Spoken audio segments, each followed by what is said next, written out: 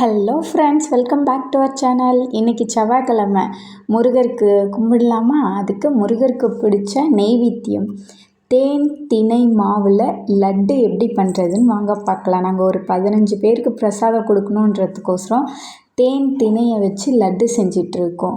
First திணை எவ்வளோ தேவையோ அவ்வளோ கழுவி நைட்டே நான் ஒரு காட்டன் துணியில் போட்டு நல்லா காய வச்சுட்டேன். அதுக்கப்புறம் அதை வறுத்திங்கன்னா நல்லா ஸ்மெல்லு சூப்பராக வரும்.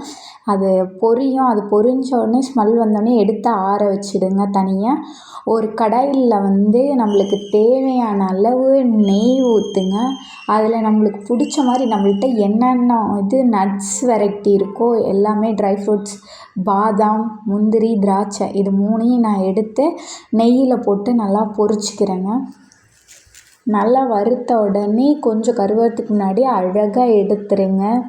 முருகன் சொன்னாவே வள்ளியை மணக்க போகிறப்ப வள்ளி முருகருக்கு கொடுத்தது தாங்க அந்த தேன் திணை மாவு.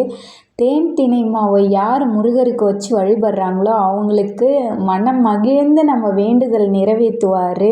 அதுக்கோசரம் தாங்க இன்றைக்கி நாங்கள் தேனும் திணை மாவும் வைத்து எப்படி லட்டு செஞ்சு எங்களால் முடிஞ்சது ஒரு 10 பேர் 15 பேருக்கு கோவிலில் எடுத்துகிட்டு போய் பிரசாதமாக தருவோன்னு தாங்க காலைல விடிய காலம் 3 மணிக்கே ஏஞ்சி குளிச்சுட்டு நல்லா ரெடி பண்ணிகிட்ருக்கோங்க. இங்கே பாருங்கள் எவ்வளோ அழகாக பொரிஞ்சு வந்திருக்குன்னு பாருங்கள். பொரிஞ்சு வந்தோடனே தனியாக எடுத்து வச்சுக்கலாங்க. இங்கே பாருங்கள் எவ்வளோ அழகாக பொறுமையாக எடுக்கணுங்க, கவனம் அவசியம். எனக்கே கையில் பட்டுருச்சு. முருகருக்கு திணை மாவும் தேனும் ரொம்ப ரொம்ப பிடிக்குங்க. அவருக்கு பிடிச்சது என்னென்னா தேனும் திணை மாவும். திணை மாவு வச்சு சில பேர் விளக்கு கூட போடுவாங்க, இத்தனை வாரம் அத்தனை வாரம். செவ்வாய் ஓரையில் செவ்வாய்க்கிழமையில் அவருக்கு பிடிச்ச நெய்வேத்தியத்தை வச்சு நீங்கள் வழிபட்டால் நினச்சதெல்லாம் நடக்கும். கண்டிப்பாக நீங்கள் ட்ரை பண்ணி பார்த்துட்டு சொல்லுங்கள். இப்போ திணை ஒரு சைடு ஆறிடுச்சு. அதை பாதி பாதியாக மிக்ஸி ஜாருக்குள்ளே போட்டு நல்லா அரைச்சிக்கலாங்க. ஒரு ஏலக்காய் வாசனைக்காக ஏலக்காய் போட்டிருக்காங்க. ஒரு ஏலக்காய் போட்டு நல்லா மிக்ஸி ஜாரை வச்சு நல்லா அரைச்சிட்டு அதுக்கப்புறம் தேவையான அளவுக்கு நம்ம சுகருக்கு தேவையான அளவுக்கு நாட்டு சர்க்கரை சேர்த்துக்கலாம். நாட்டு சர்க்கரை இல்லாதவங்க வெல்லம் சேர்த்துக்கலாம். ஆனால் ஒயிட் சுகரை கண்டிப்பாக அவாய்ட் பண்ணுங்கள். வெள்ளை சர்க்கரை வேணால், நாட்டு சர்க்கரையை சேர்த்து நல்லா அரைச்சிக்கங்க. ஒரு ரவை நைஸ் ரவை இருக்குல்லங்க, அந்த அளவுக்கு நல்லா அரைச்சி எடுத்துக்கோங்க. அரைச்சி எடுத்திங்கன்னா அது பிடிக்க வரணும் லட்டு மாதிரி. அது நான் சொல்கிறேங்க. இப்போ முருகர் பிடிச்ச திணை மாவு ரெடி ஆகிடுச்சு. தேனை இப்போ ஊற்றி கலந்துக்கலாங்க. நான் 20 ரூபா பாட்டில் தான் ஒன்று வாங்கிட்டு ஃபுல்லாக வச்சு ஊற்றுனாங்க. அடுத்தது நெய்யை கொஞ்சம் கொஞ்சமாக ஊற்றி கலரணுங்க. ஒரேடியாக ஊற்றுனீங்கன்னா சர்க்கரை வேறு போட்டிருக்கோம், இலகிட்டே போயிடுங்க மாவு. அதனால் நம்மளுக்கு தேவையான அளவுக்கு கொஞ்சம் கொஞ்சமாக ஊற்றி லட்டு பிடிக்க வர மாதிரி இதுன்னுட்டு வந்துடுச்சுன்னா நம்ம சேர்த்து வச்ச ட்ரை ஃப்ரூட்ஸ் எல்லாத்தையும் துருவி போட்டுருங்க. போட்டு அழகாக குட்டி குட்டி உருண்டையாக எவ்வளோ வருதோ உங்களுக்கு என்ன சைஸ் வேணுமோ அந்த சைஸில் நல்லா லட்டை பிடிச்சிக்கோங்க. இதை நீங்கள் கொடுத்தீங்கன்னா முருகர் மனம் மகிழ்ந்து உங்களுக்கு என்ன வர வேணுமோ அந்த வரத்தை கொடுப்பாருங்க. கண்டிப்பாக 100% நிஜம்தாங்க. பாருங்கள், நாங்கள் அழகாக லட்டை ஒரு இதுலேயும் ஒரு ட்ரை ஃப்ரூட் இருக்க மாதிரி சேர்த்து எல்லாருக்கும் எல்லாம் வரணுன்றதுக்கோசரம் இந்த மாதிரி ஒவ்வொன்றுத்துலேயும் வச்சு பிடிச்சிக்கிட்டாங்க. நல்லா பிடிச்சி பாருங்கள் எவ்வளோ பார்க்கவே அழகாக இருக்குது. அப்புறம் காலையிலே செவ்வாய் ஹோரையில் சாமி கும்பிடாமல் எப்படி கோயிலுக்கு போகிறது? சட்கோண தீபம் ஓம் நடுவில் போட்டு சரவண பவ அப்படின்னு எழுதிக்கோங்க.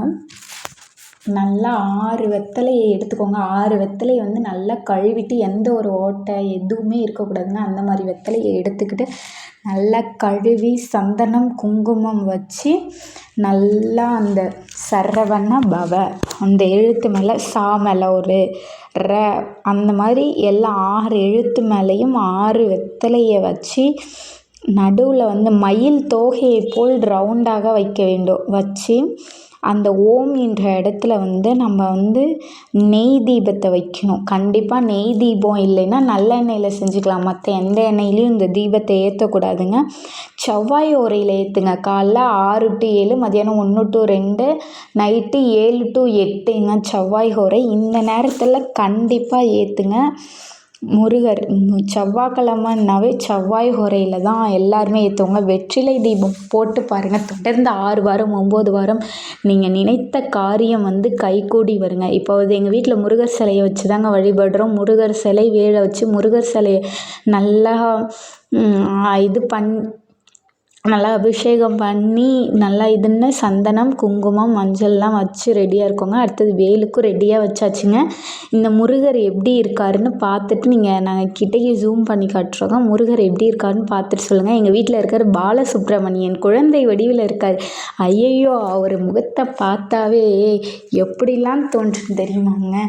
கண்டிப்பாக ஒரு முகத்தை பார்த்தாவே அவ்வளோ ஒரு இனிமையாக இருக்குங்க. இங்கே பாருங்க எப்படி சிரித்த வடிவில் குழந்தையாக காட்சி தராருன்னு நீங்களே பாருங்கள். எங்கள் வீட்டுக்கார் தானே செஞ்சார். உங்களுக்கு வேணும்னா கமெண்ட்டில் சொல்லுங்கள். இதேமாதிரி நிறையா வெள்ளருக்கு பிள்ளையார் இந்த மாதிரிலாம் செய்கிறாரு. வேணும்னா கூட நாங்கள் செஞ்சு அனுப்பிட்டு தான் இருக்கோம். நான் ஆரம்பித்து 2 வீடியோ தான் போட்டோம். அதுக்கு 9 சப்ஸ்கிரைபர் வந்திருக்கீங்க. எங்களை சப்ஸ்கிரைப் பண்ண எல்லாருக்கும் ரொம்ப ரொம்ப நன்றிங்க. பாருங்கள் எவ்வளோ அழகாக இருக்கார். ஒரு திருப்புகழ் இருக்குங்க முருகருக்கு. அதை படித்தா அப்பா, ஏறுமயில் ஏறி விளையாடும் முகம் ஒன்றே, ஈசருடன் ஞானமொழி பேசும் முகம் ஒன்றே, ஞானமரும் கூறுமடியார்கள் வினை தீர்க்கும் முகம் ஒன்றே, குண்டுவேல் வாங்கி நிற்கும் முகம் ஒன்றே, மாறுபடு சூரனை வதைத்த முகம் ஒன்றே, வள்ளி மனம்புற வந்த முகம் ஒன்றே, 6 முகம் மனப்பொருள் நீ அருள் வேண்டும், ஆதி அருணாச்சல அமர்ந்த பெருமாளே அப்படின்னு அழகாக அவ்வளோ அழகாக சொல்கிறாங்க. பாருங்கள், திணை லட்டை வச்சு தேனும் திணை லட்டையும் வச்சு சாமி கும்பிட்றாங்க. சாமி எவ்வளோ அழகாக சிரிக்கிறாரு பாருங்கள். அப்பா, இந்த கண்கொள்ளாத காட்சியை காலைல பார்க்கக்குள்ளேயே அந்த சூரியன் அப்படியே உதைக்கிற சமயத்தில் இந்த மாதிரி சாமியை கும்பிட்டு கந்த சஷ்டி படிக்கக்குள்ள மனசில் ஒரு அமைதி வருங்க. அது எங்கேயுமே யாருக்கிட்டையும் கிடைக்காது. அதை அனுபவிக்கிறவங்களுக்கு மட்டும்தான் நினைக்கணும். முருகப்பெருமானை நம்பினோர் கைவிடப்பட மாட்டார். வேல்மாறலை உங்களால் முடிஞ்ச அளவு வேல்மாறலை படிச்சுக்கிட்டே இருங்க. அப்பா, எனக்கு இது வேணும்னு வேல்மாறல் படிங்க. கண்டிப்பாக உங்களுக்கு செய்வார். இன்றைக்கி இல்லைனாலும் கண்டிப்பாக ஒரு நாள் செய்வார்.